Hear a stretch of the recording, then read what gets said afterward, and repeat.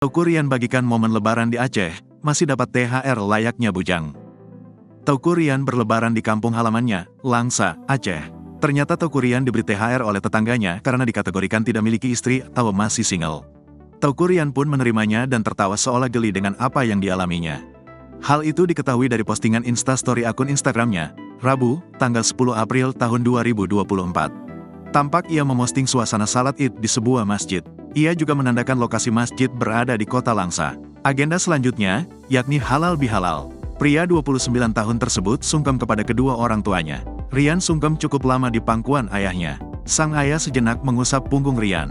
Halal bihalal berlanjut dengan tetangga sekitar rumah. Yang tak disangka-sangka, ia masih saja mendapatkan angpau warna merah dari tetangga.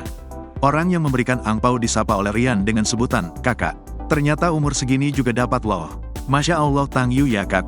Alhamdulillah, ucap Ryan disusul tawa.